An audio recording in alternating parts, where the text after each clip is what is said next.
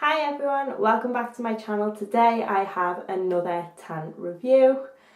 I've done quite a few of these now on my channel, but I keep coming past ones I want to try, and then I thought, you know what, I might as well just review them and let you know how I found how I found them. So the tan that I'm going to be reviewing today, as you can probably tell by the title, is the MORIZ 1 Hour Fast Tan. And it's in the shade Darker Than Dark. Keep that in mind when I'm telling you about this. So if you haven't seen any of my tan reviews before, I normally just explain how I like the steps leading up to the tan, and then I will tell you my thoughts, and I've written some pros and cons down as well for you to see. So basically what I normally do is I get in the shower, I exfoliate, I shave whatever I want to shave, and then I come out and then I moisturise from head to toe, and I just tend to tan on the same day because I feel like with me it makes no difference whether I do it on the same day or the day after, it just looks the same. So yeah, so I did that, got out, and because the reason why I picked this one up is because I love the TROPEZ. It's like the 3 hour tan, so the same rule applies to this. So you leave it on, it just says leave it on for 1 hour for a light tan, 2 for a medium tan, and 3 hours for a darker than dark bronzed tan. So I thought, and this was £2.99, which is obviously really good for a tan. And just dropped that. And the TROPEZ tan is really expensive. It's like 30, well, it used to be over £31. It might have gone down a little bit now, but so I thought if I can find a lot cheaper version, then obviously it's all good. So yeah, so I got off the shower, moisturised, let that soak in, and I started applying it. Now, let me just show you. I got a brand new mitt, because I always do that when I'm starting like a brand new tan. And when it says it's dark, it's dark. That was the tan. Literally, like, it is gross. It was so dark. Like, I know people who can put tan on and then run to the shops because the guide colour isn't that bad, so like you can get away with it. You can tell that they're wearing fake tan, but you can get away with it. You couldn't with this. I mean, don't get me wrong, you know, some people like to be that dark, and it was only a guide colour, but for me, because I'm actually I'm not like really pale, but I'm not like dark skinned, so it was really dark. So I thought, right, so I thought I'll leave it on for around 2 hours, because that's what I do with the TROPEZ one. And this is where like the pros and cons come into it. So as I was rubbing it in, I found that it dried really quick, and usually that's like a pro, because nobody wants to be standing there like this for ages waiting for their tan to dry to put some clothes on. But I found that it dried like a little bit too quick, so I was like rubbing and it was just leaving streaks because I couldn't rub it in quick enough because it was dried.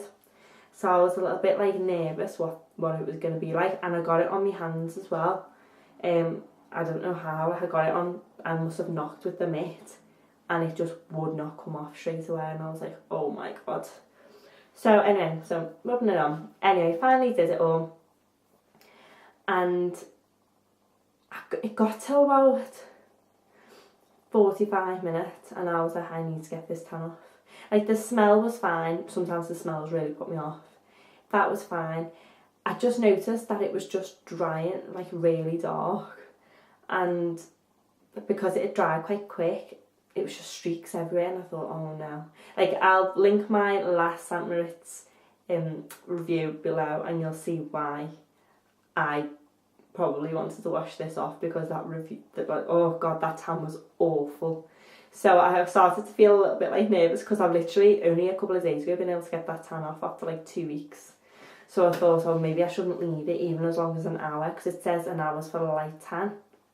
So I said, got to about 45 minutes.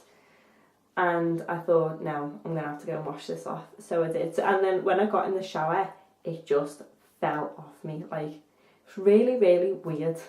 So I have written down a few pros and cons, so I'll tell you my thoughts.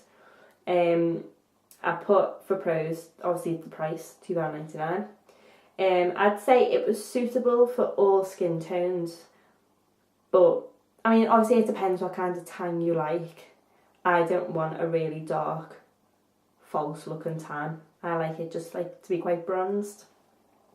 So I feel like, you know, it is suitable for all skin tones, but I feel it's personal who, like I would probably have my tan different to somebody else would want theirs different.